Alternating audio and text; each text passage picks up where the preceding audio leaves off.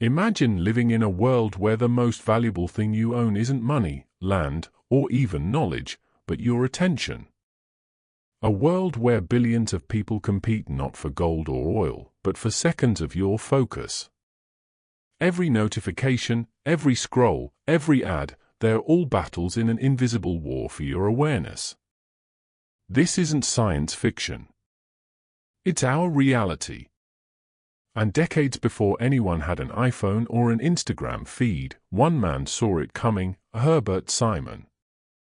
Long before social media or YouTube existed, Simon predicted that in a world overflowing with information, attention would become the scarcest resource of all.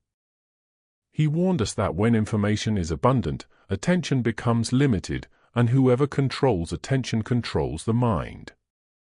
Herbert Simon wasn't just another academic. He was a polymath, a psychologist, economist, computer scientist, and philosopher of human thought. In 1971, when the Internet was still a dream, he wrote something prophetic: what information consumes is the attention of its recipients. Hence, a wealth of information creates a poverty of attention. It sounded abstract then, but today, it describes our daily existence with chilling accuracy.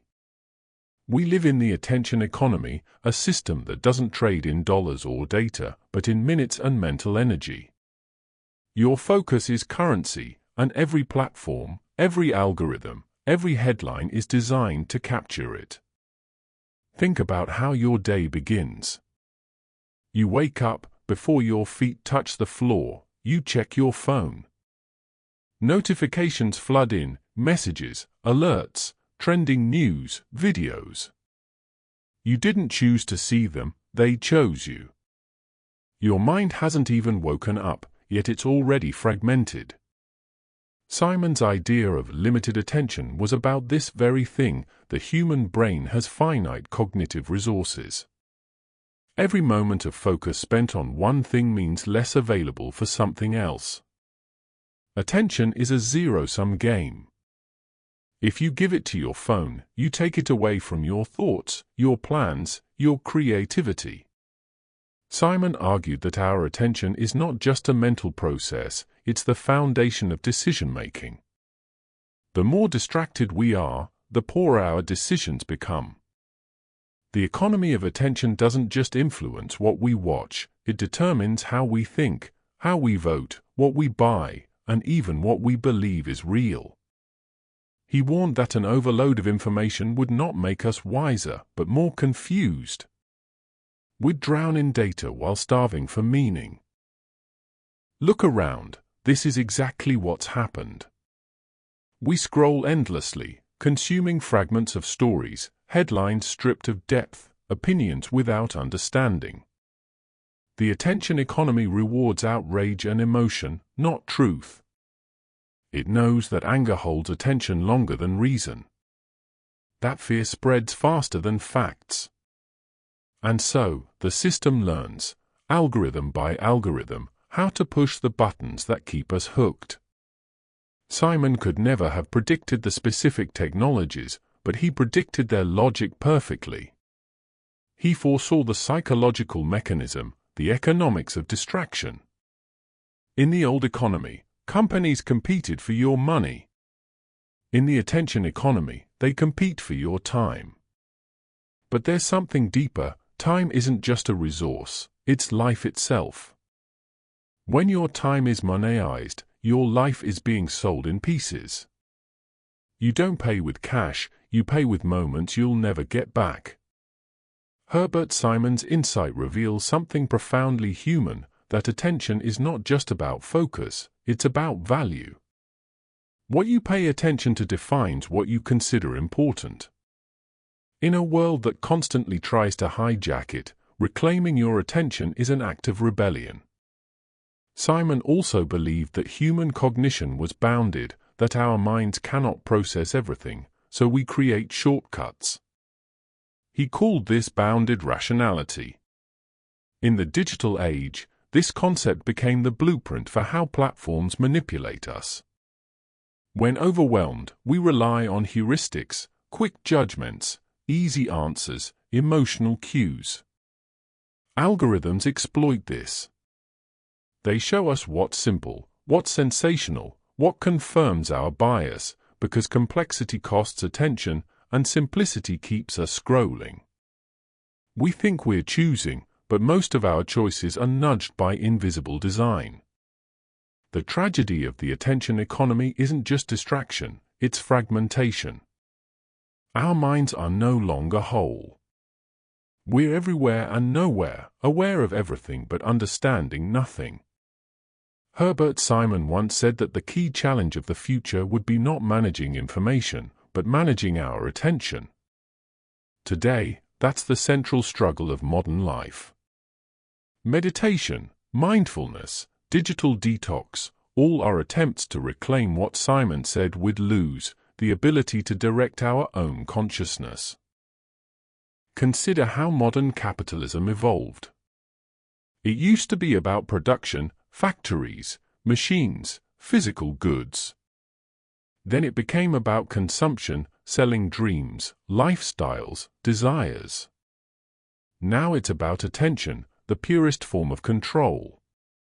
The more a platform can predict your behavior, the more valuable your attention becomes. Data is not the product, you are. And Simon's theory explains why, because your focus determines market behavior. If your attention can be predicted, it can be monetized. Herbert Simon wasn't cynical, though. He didn't think technology was evil, he thought it was inevitable that information would grow faster than our ability to handle it. The real danger, he said, lies in what we choose to value. If we treat attention as cheap, we become shallow. If we treat it as sacred, we can build systems that protect it. He believed that human intelligence could adapt, that we could create filters, not just to block content, but to prioritize meaning. But the question is, have we done that? Or have we surrendered the very tool that made us human? When you think of control in the past, you imagine kings, armies, or governments. But today's control is psychological, it's the subtle pull on your focus. It's the infinite scroll that never ends, the autoplay that removes your choice, the recommended for you that replaces curiosity with conditioning. Simon would call this the automation of attention, where choice becomes an illusion and freedom becomes another design feature. And here's the paradox. We live in the freest age in history, yet our minds have never been more enslaved. We can learn anything, read anyone, speak to anyone, and yet we're addicted to noise. Why? Because noise is profitable. The platforms don't care what you watch, they only care that you watch. Attention doesn't have moral value in the market, only economic value. Herbert Simon's vision has come true not just intellectually, but morally. The economy of attention has transformed truth into a competition for engagement. But it doesn't have to stay that way. Simon's deeper message was about awareness, that understanding the limits of our attention gives us power. To know your focus is finite is to know it's precious. Every minute you give to something is a vote for the world you want to live in. When you focus on wisdom, creativity, or empathy, you fund those forces.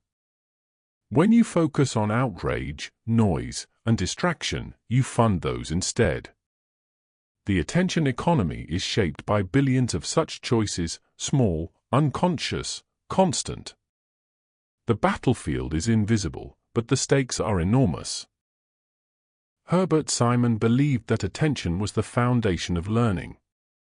He once said that a wealth of information creates a poverty of attention, and that the solution wasn't to escape information, but to cultivate discernment. Wisdom, he argued, isn't about knowing everything, it's about knowing what to ignore. In an age that celebrates constant stimulation, the act of ignoring has become revolutionary. Choosing stillness is now an act of strength. To be fully present is to resist an entire economy built on distraction. So how do we apply Simon's philosophy today? Start by noticing how your environment is designed to steal your mind. Every red notification, every endless feed, every clever headline is built to trigger the same circuits that once helped us survive: curiosity, fear, novelty. The platforms don't care about your truth, they care about your tension. Because tension keeps you scrolling. But once you understand that, you begin to reclaim the power of choice. You start asking, is this information feeding me or draining me? Is this attention creating meaning or manufacturing emptiness? Simon's brilliance was that he didn't see attention as a weakness, he saw it as humanity's most precious resource. He believed that society should be structured around protecting it, not exploiting it. Schools, he said, should teach not just facts, but focus. Government should promote not just access to information, but the capacity to interpret it. Yet here we are, the most informed generation in history, and the least focused. The paradox Simon predicted has reached its peak. Every great civilization, he might say, depends on what its people choose to pay attention to. In ancient times, it was the stars, the gods, the land. In the modern age, it's the screen. And if attention shapes reality, then we're creating a fragmented one, a world of surface without depth, reaction without reflection. Simon's warning is not just about distraction, it's about civilization's direction. The economy of attention can either elevate or enslave us. But there's hope. Just as the system learns to capture your attention, you can learn to reclaim it. You can become conscious of where your mind goes. You can design your life the way platforms design feeds, intentionally. Read deeply. Disconnect deliberately. Value silence as much as you value content. Simon's wisdom teaches that awareness itself is the antidote. The moment you observe how your attention is being pulled, you begin to pull it back.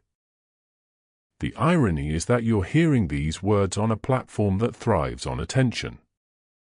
But maybe that's the power of philosophy, to use the medium against itself. To awaken in the very place where most people sleepwalk. Simon might smile at that, the idea that his theories are being used to expose the very system he predicted. Because in the end, he wasn't warning us to fear technology. He was reminding us to remember our humanity. To not let the tools of progress become the masters of our minds. So, what does freedom look like in the attention economy? It's not about deleting apps or escaping the internet. It's about awareness, the conscious act of choosing where your focus goes. It's realizing that every click is a transaction, every view a vote, every distraction a debt. Herbert Simon's message is simple yet profound: guard your attention as you would guard your soul, because in many ways, they are the same thing. Whoever controls your attention, controls your life. But whoever owns their attention, owns their mind. And maybe, that's the truest freedom left in the modern world.